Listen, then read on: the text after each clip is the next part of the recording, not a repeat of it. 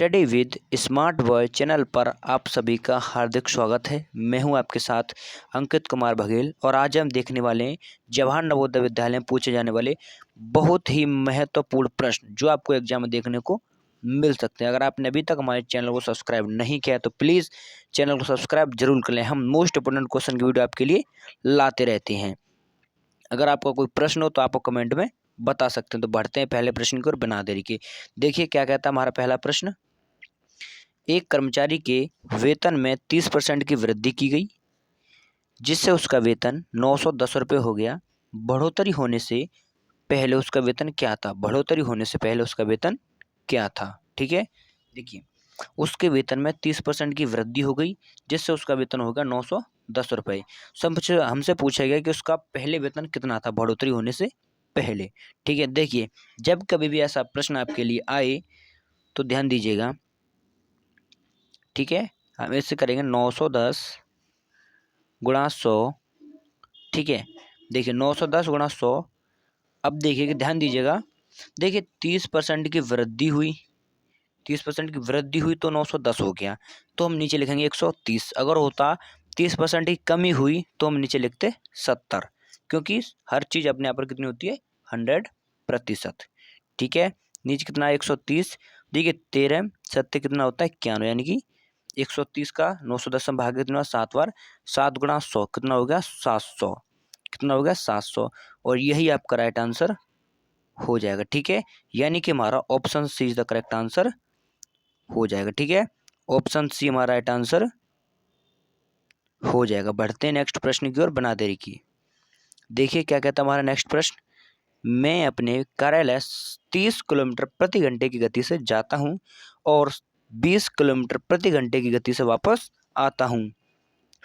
पूरी यात्रा में औसत गति क्या है? पूरी यात्रा में औसत गति क्या है? देखिए इसका एक फॉर्मूला है।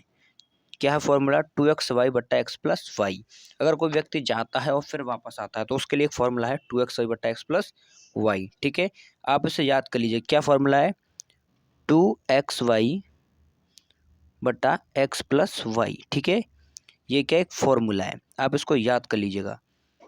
ये फॉर्मूला आप इसे याद कर लीजिएगा। ठीक है, देखिए 2xy यानी कि 2, देखिए x इसकी पहली चाल मान लीजिए, वाई इसकी मान लीजिए दूसरी चाल। 2xy बट्टा x प्लस वाई, यानी कि दोनों चालों को आप जोड़ दीजिएगा। तो 30 और 20 कितना होता है 50, तो नीचे हमने कितना लिख दिया 50। ठीक है, देखिए 10 से कितनी बार गया 5 बार, 10 से हमने इसको काटा कितनी बार गया 3 बार। ठीक है, 5 से कितनी बार गया 20 4 बार, तो 4 तिया 12, 12 दूनी कितना होता है 24, कितना होता है 24। तो 24 किलोमीटर प्रति घंटा उसकी औसत चाल होगी। ठीक है, और यही हमारा राइट आंसर हो जाएगा, यानी हमारा ऑप्शन ए हमारा राइट आंसर हो जाएगा। ठीक है, option A is the correct answer. बढ़ते नेक्स्ट प्रश्न की ओर। देखिए क्या कहता है नेक्स्ट प्रश्न। अनुपात 1:8 का प्रतिशत रूप क्या है? अनुपात 1:8 का प्रतिशत रूप क्या है? ठीक है, ध्यान से देखिएगा, यह प्रश्न आपके लिए मोस्ट इंपोर्टेंट है। ठीक है, बहुत सारे बच्चों को यह प्रश्न नहीं आता होगा। ठीक है, देखिए 1:8 को हम 1/8 भी लिख सकते हैं। ठीक है, 1:8 को हम 1/8 भी लिख सकते हैं। जब हम किसी भिन्न को प्रतिशत में बदलते हैं तो हम 100 का गुणा करते हैं। क्या करते हैं 100 का गुणा कर देते हैं उस भिन्न में, तो एक किस में बदल जाएगी वो प्रतिशत में बदल जाती है, यानी कि 100/8। देखिए 4 से उसको काटा 2 बार, 4 से कितनी बार गया 25 बार। और आप जानते हो कि 25 का आधा कितना होता है 12.5, कितना होता है 12.5, यानी हमारा option B is the correct answer हो जाएगा। ठीक है, ऑप्शन बी हमारा राइट आंसर हो जाएगा। अगर यहाँ होता, अगर यहाँ पर दिया होता कि आपको मान लीजिए कुछ दिया जाता है कि इस प्रकार, मान लीजिए आपको बोला गया 25%। ठीक है, आपसे बोले इसको भिन्न में बदलिए, किस में बदलिए भिन्न में, तो हम इसको भिन्न में कैसे बदलेंगे? क्योंकि अभी हमने भिन्न से तो प्रतिशत में बदल लिया 12.5%। अगर हमको यह उसमें प्रतिशत को हमें भिन्न में बदलना है तो हम क्या करेंगे, तो हम इसमें 100 का भाग दे देंगे। क्या करेंगे, हम इसमें अगर 100 का भाग दे देंगे तो ये भिन्न में आ जाएगा, यानी कितना 1/4, कितना आ गया 1/4। अगर हमको फिर से भी इसको भिन्न में उसमें प्रतिशत में लाना है तो भिन्न में 100 का गुणा कर दीजिए वापस से यही आया कितना 25%। ठीक है, देखिए नेक्स्ट प्रश्न। किसी संख्या का 108% 189 है, वह संख्या क्या है? किसी संख्या का 108% 189 है, वह संख्या क्या है? ठीक है, देखिए माना कि संख्या वह x थी। क्या थी? संख्या थी वह x, जिसका 108%, ठीक है, 108/100 कितना है? 189 है। ठीक है, हमसे पूछा गया कि वह संख्या क्या है, क्योंकि लेकिन हमने संख्या तो मानिए कितनी है? x है। ठीक है, हमको मान निकालना है किसका? x का। देखिए 108/100 है, उधर हम जब इधर का पक्षांतर करेंगे तो क्या आएगा? 100/108। ठीक है, कितना है? 100/108। देखिए 27 चौको कितना होता है? 108। 27 सत्ते कितना होता है? 189। और 4 से कितनी आएगी? 25 बार। 25 सत्ते कितना होता है? 175। 25 सत्ते होता है आपका 175, और यही आपका राइट आंसर हो जाएगा, यानी कि हमारा option B is the correct answer हो जाएगा। ठीक है, ऑप्शन बी हमारा राइट आंसर हो जाएगा। बढ़ते नेक्स्ट प्रश्न की ओर। देखिए नेक्स्ट प्रश्न क्या कहता है? 6 घंटे एक दिन का कितना प्रतिशत है? 6 घंटे एक दिन का कितना प्रतिशत है? ठीक है, देखिए ये 6 घंटे हैं, उधर कितना? एक दिन। तो हमको या तो 6 घंटों को एक दिन में बदलना पड़ेगा, ठीक है, या फिर एक दिन को घंटों में बदलना पड़ेगा। तो हम एक दिनों को घंटों में बदल लें तो वो हमारे लिए आसान पड़ेगा, यानी कि इधर 6 घंटे हो जाएगा, उधर कितना होगा? 24 घंटे, क्योंकि हमको पता है कि एक दिन में 24 घंटे होते हैं। तो हमसे पूछा गया है 6 24 का कितना प्रतिशत है? ठीक है, 6 24 का कितना प्रतिशत? देखिए जब कभी भी अगर पूछा जाए, जो हमसे पूछा है कि प्रतिशत कितना है, तो उसको ऊपर लिखो। कितने का प्रतिशत पूछा है? 24 का, उसको नीचे लिखो, गुणा 100 कर दो। ठीक है, गुणा 100 कर दो, आपका आंसर निकल आएगा। देखिए 6 चौक 24, 4 से 100 गया, कितना आएगा? 25%। कितना? 25%। यही हमारा राइट आंसर हो जाएगा। ठीक है, यानी कि option C is the correct answer. ठीक है, ऑप्शन सी हमारा राइट आंसर हो जाएगा। देखिए नेक्स्ट प्रश्न।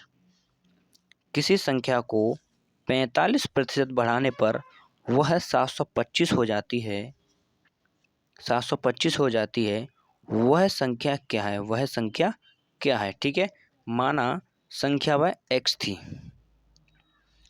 ठीक है, 45% बढ़ाने पर। देखिए यह वाला जो प्रश्न है, जो हमने अभी पहले किया था, सबसे पहले जो हमने प्रश्न किया था, बिल्कुल वैसा ही है। 45% बढ़ाने पर वो 725 हो जाती है। ठीक है, देखिए 725 गुणा 100, ठीक है, बटा, देखिए 45% बढ़ा, ठीक है, तो नीचे कितना है? 145। ठीक है, देखिए माना कि संख्या हमसे दिया, हमें संख्या पूछी गई है, तो हम संख्या x मानकर भी उसको कर सकते हैं, लेकिन x मानकर अगर हम करते हैं तो उससे बहुत लंबा प्रोसेस हो जाएगा, जो आपका, जिससे कि आपको एग्जाम में टाइम की बहुत खिंची हो जाएगी, क्योंकि आपके पास टाइम बहुत कम होता है एग्जाम में, तो हमको जल्दी से जल्दी प्रश्न हल करना पड़ता है, इसलिए हमने आपके लिए ये सरल सा तरीका बताया था। ठीक है, देखिए आप इसको काटिए। देखिए 7 और 2 9, 5 14, 5 और 9 और 1 10, 5 से काटिए। 5 दूनी 10, 5 नेम 45। ठीक है, 5 से काट लिए, 5 एकम 5, बचा कितना? 2 22, 5 चौक 20, ठीक है, 5 चौक 20, बचा 2 5 पचम 25। ठीक है, क्या गया? 145। ठीक है, 129। अब देखिए 29 से इसको हम काटते हैं, कट जाए तो 9 5 45, और 1 सेकंड, 9 5 दूनी, देखिए 29 पंजे कितना होता है? 145। 29 पंजे 145, 5 गुणा 100 कितना आ गया? 500। 500 यही हमारा राइट आंसर हो जाएगा। ठीक है, 500 हमारा राइट आंसर हो जाएगा, यानी ऑप्शन ए हमारा राइट आंसर हो जाएगा। ठीक है, देखिए नेक्स्ट प्रश्न। मीता की आय सीता से 25% अधिक है, तो सीता की आय मीता से कितने प्रतिशत कम है? ठीक है, देखिए ये आय है, आयत हो गया गलती से। ठीक है, 25% अधिक है, तो सीता की आय मीता की आय से कितने प्रतिशत कम है? ठीक है, देखिए इसकी भी हमारे पास एक शॉर्ट ट्रिक है, यह प्रश्न आप अपने मोस्ट इम्पोर्टेंट की श्रेणी में रख सकते हैं। देखिए 25% अधिक है, ध्यान दीजिएगा, जो हमको प्रतिशत दिया है जैसा का वैसा उतार दीजिए, 25 गुणा 100, ठीक है। अब देखिए 25% अधिक है तो आप नीचे लिख दीजिएगा 125, कितना 125। अगर कम होता, ठीक है, तो आप 100 में से इसको घटा देते, कितना लिख देते 75। 25 से 125 कितनी बार, 5 बार, 5 गुणा 100 कितना होगा 20। 20% क्या होगा, उससे कम होगा, यानी कि हमारा option D is the correct answer हमारा हो जाएगा। देखिए नेक्स्ट,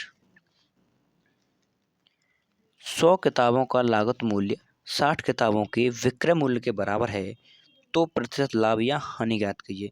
तो प्रतिशत लाभ या हानि ज्ञात कीजिए। देखिए यह प्रश्न आपके लिए मोस्ट इम्पोर्टेंट है, ठीक है, यह प्रश्न आपके लिए मोस्ट इम्पोर्टेंट है, आप इसे मोस्ट इम्पोर्टेंट क्वेश्चन की श्रेणी में रख सकते हैं। देखिएगा, ध्यान से देखिएगा, आप इस प्रश्न को बहुत ही ध्यान से देखिएगा। क्या बोला गया है, 100 किताबों का लागत मूल्य यानी कि क्रय मूल्य, यानी कि सीपी, ठीक है।